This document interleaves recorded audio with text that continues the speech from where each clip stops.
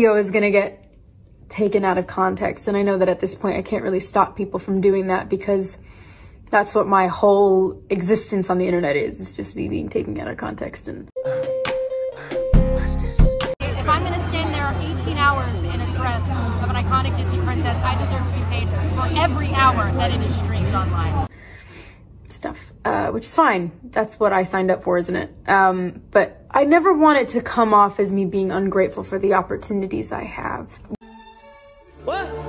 When I say that this has been the biggest adjustment of my life, like understanding the way my life operates now, being who I am, and the things that I've been so fortunate to make. It comes with so much ground that I never thought I would be able to cover.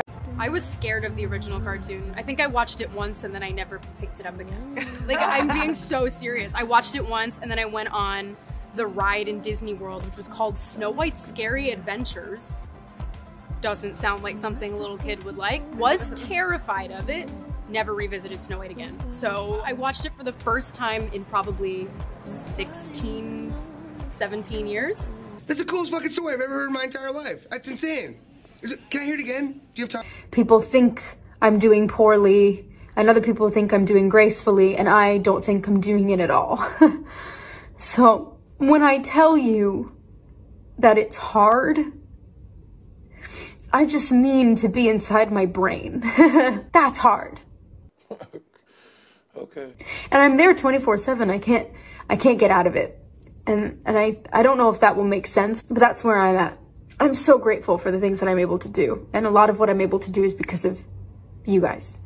And I'm so unbelievably thankful for that. If I'm gonna stand there 18 hours in a dress of an iconic Disney princess, I deserve to be paid for every hour that it is streamed online. At the end of the day, I look at this trip and think, if somewhere like that can exist, and so can my tiny pink bedroom from New Jersey. What you talking about, Will?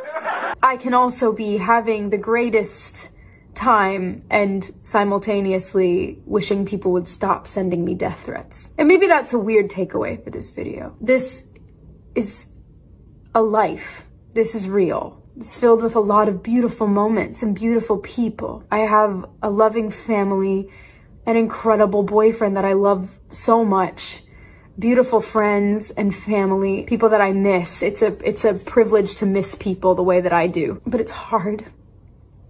And it's lonely. It's very lonely. I just know that if that loneliness can exist, so can other things, and I will be okay. Maybe that's a weird takeaway.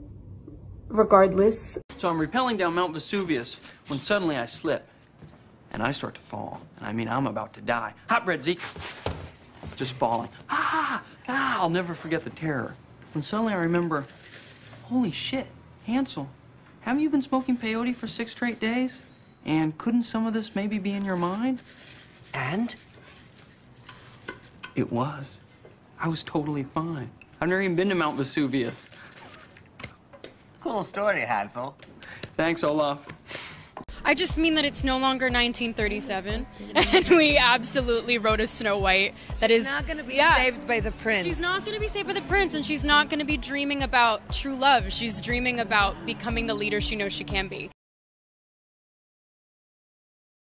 And the leader that her late father told her that she could be if she was fearless, fair, brave, and true. And so it's just a really incredible story for, I think, young people everywhere to see themselves in. Snow White is running for president. I'm launching my campaign. That's it, I'm out of here. I mean, you know, the original cartoon came out in 1937, and very evidently so. There's a big focus on her love story with a guy who literally stalks her.